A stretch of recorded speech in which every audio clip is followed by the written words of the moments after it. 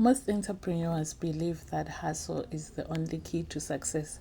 But what if your biggest business breakthrough actually happens before you even touch your laptop?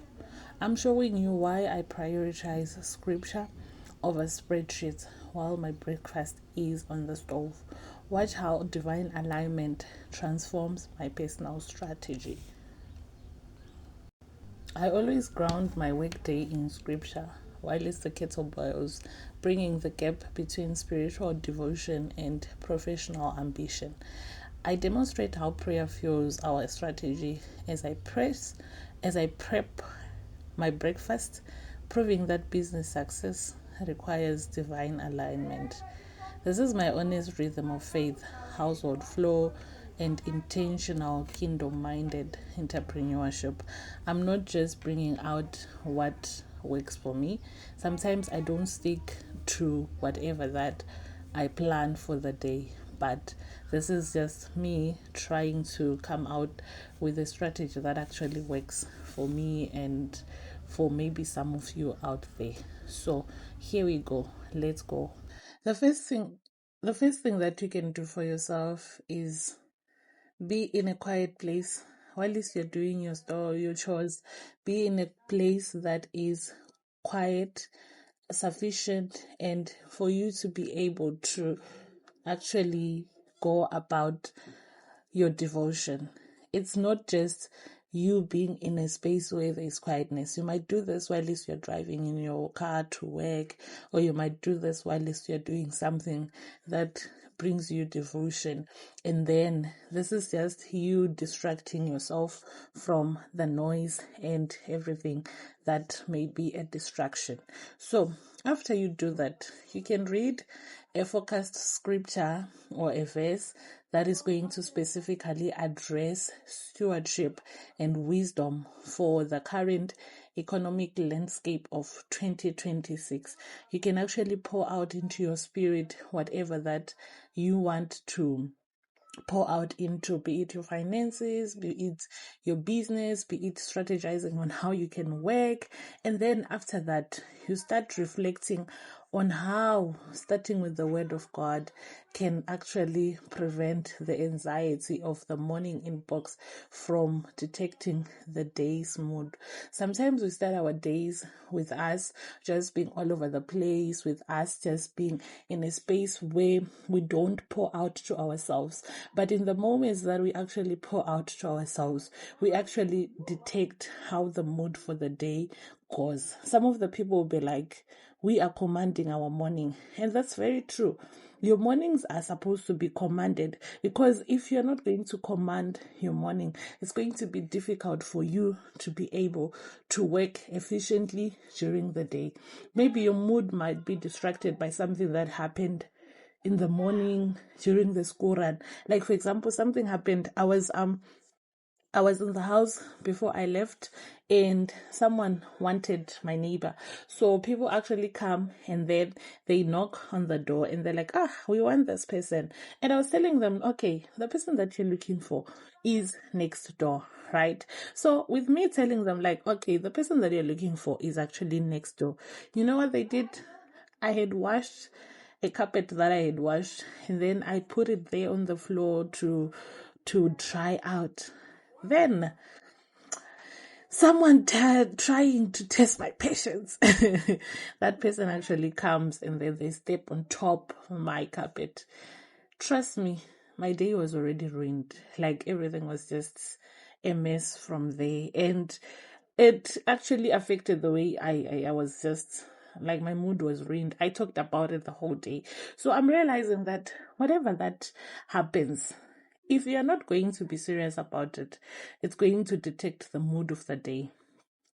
The next thing that we need to do is to nourish the body and the vision.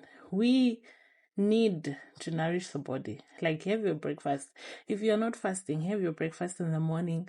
If you're not doing anything else, prepare your food and eat in peace. Mind your own business while you're nourishing your body and the vision that you are carrying. Your body needs to be nourished, and at the end of the day, if you do not nourish your body, then you are going to suffer from whatever that you're going to suffer from.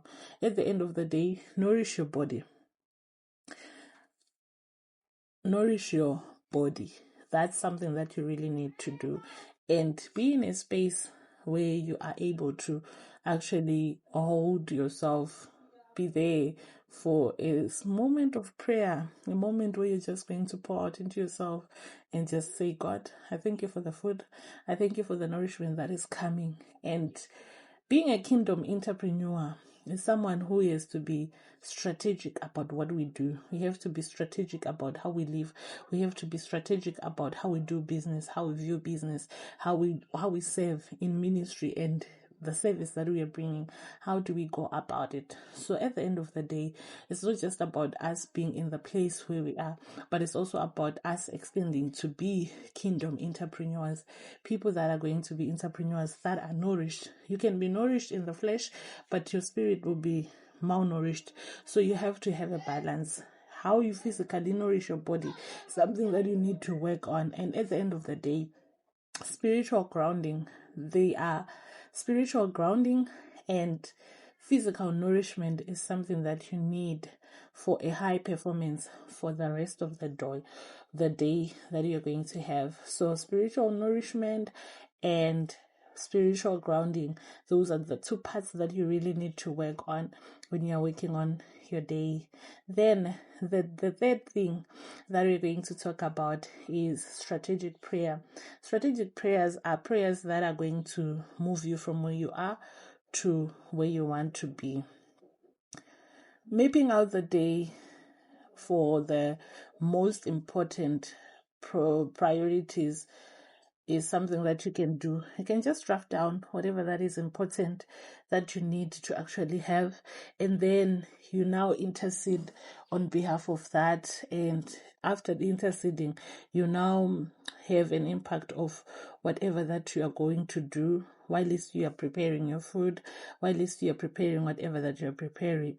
Highlight the shift from just a hustle culture to a holy alignment. Highlight the shift that you want to move from I'm hustling, but I want it to be an alignment that is going to serve in the purpose that I am living in this world. So we want strategies to be born out from that kitchen area. We want businesses to be born from you just cleaning the house. We want businesses to be born from you just doing your normal day-to-day chores. So at the end of the day, it's not just about where you are, but strategically praying, strategically lifting, shifting whatever that you're doing to be in the space where you want it to be. So those are some of the things that you can actually do, some of the things that can actually help you. So the other thing that we can talk about is the rhythm of household stewardship. We need to be having a balance between our families, our homes, and the idea of growing our business. Sometimes many people, we shift from wanting to grow our business more and neglecting our families. We shift from wanting to be the worker of the month and neglecting our families. I know it's something that we really need to sit down and talk about, but at the end of the day, this can be a shift that we can focus on and be able to see like, oh, okay, how am I going to balance? A balance is very important. A balance is very, very important. You can be a great mom, but a bad CEO, or you can be a great CEO, but a bad mom.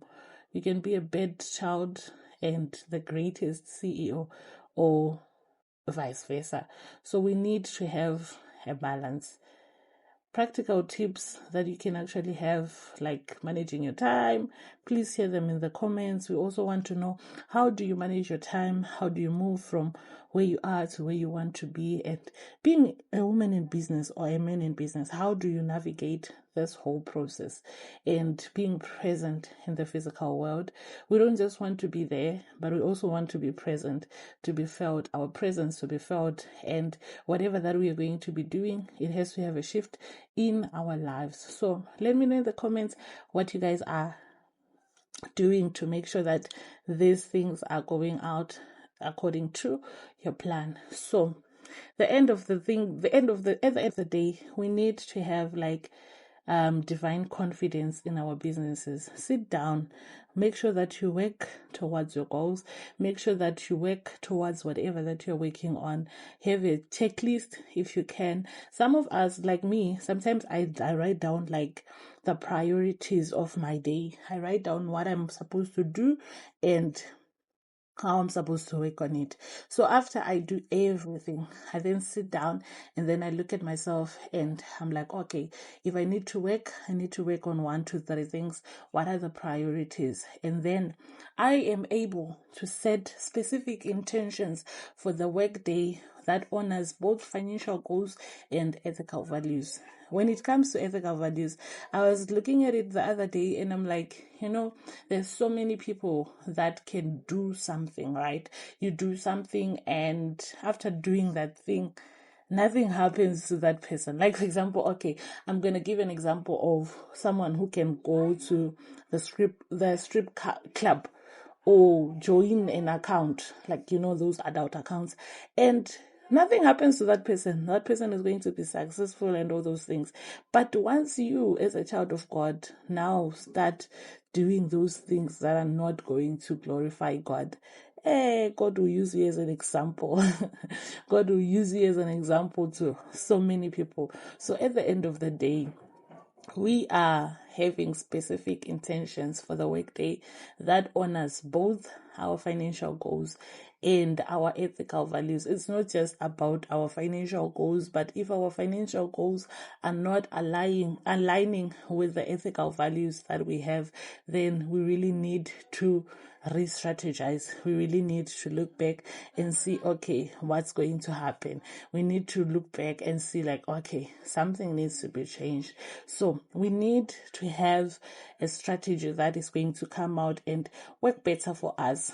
I'm going to just encourage you to find your own unique cadence of faith and work towards it, to your specific calling. It's not just about you being called, but it's also about you being called to serve. It's not just about you being there, but it's about you being there and being present. I want you to be reminded that when God gave you the vision of building something that you're building, remember that He just didn't give you that vision for no purpose, but He gave you that vision with the purpose that you are going to grow that vision. I'm reminded of the scripture that talks about the parable of the talents.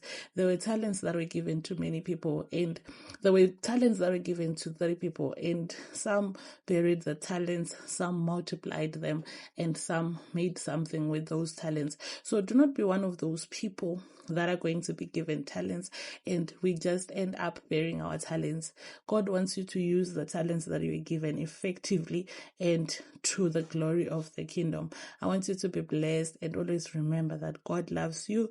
If you found this video really powerful, I want you to share it, like and comment and subscribe. Leave me a comment of where are you watching me from, and I would love to hear from you. Just share in the comments what really stood out to you and how are you finding a balance in whatever that you are doing. We would love to hear your journey, and I'll see you in my next video.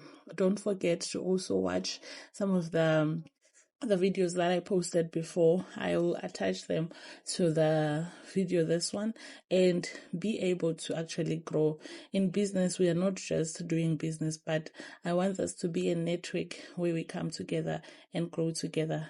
Bye.